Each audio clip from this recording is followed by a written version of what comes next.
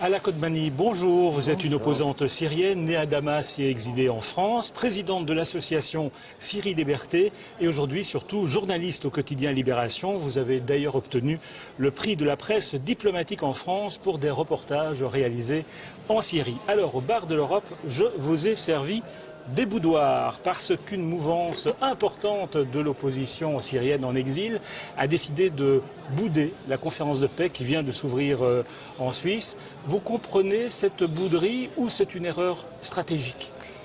Il faut comprendre qu'il y a eu des grosses hésitations dans toute l'opposition, quelles que soient les tendances, pour aller ou pas à cette conférence. Et bon, c'est des hésitations un peu compréhensibles parce que l'agenda n'était pas complètement établi. Il y a une conviction que le régime ne voudra de toute façon rien céder.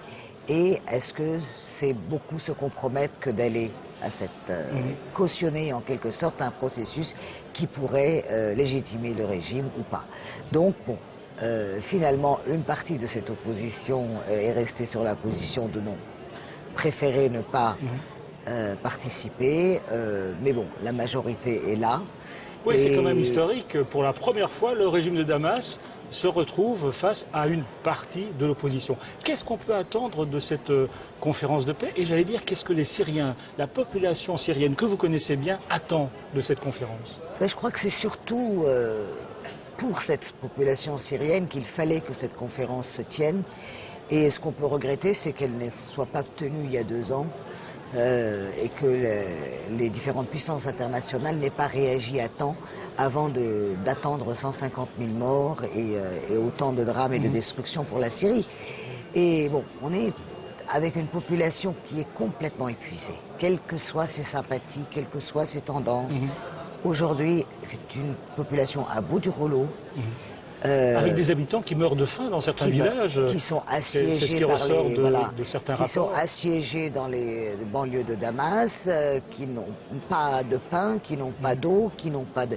Non, ça devient dramatique. Et même ceux qui sont, je dirais pas mieux lotis, mais moins dans la catastrophe, pareil, qu'ils soient réfugiés, ou qu'ils soient déplacés, ou qu'ils soient mal chez eux, ou sous les bombes, parce qu'il y en a beaucoup, et l'aviation continue de bombarder tous les jours. Tous ces gens-là veulent que s'arrête le massacre, déjà. Et ça, on peut l'imaginer, on peut penser que ça pourrait sortir de cette conférence de paix ou ça va se limiter à des couloirs humanitaires entre la Turquie certain que bon, tout n'arrivera pas tout de suite très vite. Ça, je crois que même le plus simple des Syriens ne s'attend pas à un miracle. Il connaît la difficulté, il sait combien le différend est immense entre le régime et l'opposition. C'est déjà extraordinaire que ces deux forces quand même qui se nient complètement et qui nient totalement leur légitimité respective, qui acceptent finalement sous pression de leurs alliés internationaux, et ça c'est très important, et même les Syriens le comprennent, que c'est finalement sous pression. Les partis syriennes aujourd'hui n'ont pas de volonté propre. Ils sont complètement sous pression, les uns et les autres, de leurs alliés, russes d'un côté, américains de l'autre. Alors je vous arrête, parce que vous voyez des petits parasites qui apparaissent ici, et derrière ces parasites, quelqu'un qui va vous poser une question. On l'écoute. Et bonjour Madame Kodmani, Pierre Piccinine, historien, politologue à Bruxelles. Ma question est la suivante.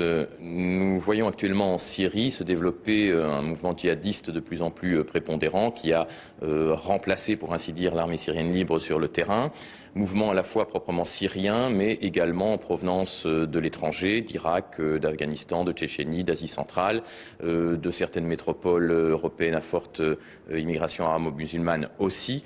Quel est votre sentiment par rapport à ce propos et par rapport aux décisions de certaines chancelleries occidentales de réhabiliter d'une certaine manière le président Bachar al-Assad et la dictature bassiste, et notamment la volte-face des États-Unis qui se sont ralliés aux positions de Moscou, alliés de Bachar al-Assad et de la dictature? Bon, c'est pas vraiment une question, c'est un long commentaire. C'est un point de vue. C'est un point de vue et un long commentaire qui contient plusieurs sujets. Est-ce que c'est vrai d'abord que les Américains se sont rapprochés de la position de Moscou? C'est vrai qu'on ne parle plus d'offensive militaire sur Damas, sur le régime de Damas. Oui, mais en revanche, attendez. on a vu à la conférence que John Kerry était très dur vis-à-vis de ce régime. Je crois que le grand problème avec les Américains dans la crise syrienne, c'est qu'ils n'ont jamais su vraiment comment se comporter. Et leur politique a toujours été trouble, leur discours ne convenait pas. Un coup, c'était allez-y, il faut demander la tête d'Assad, et après, ah non, finalement non. Bon, c'est un immense problème parce que non seulement les Américains ne font pas, mais ils empêchent de faire. On l'a vu, que ce soit quand il a été question d'une opération militaire ou quand il est question de soutenir la rébellion. Bon, c'est une indécision américaine historique qui est un vrai drame, parce que je vous dis une fois de plus, parce qu'ils ne laissent pas faire d'autres.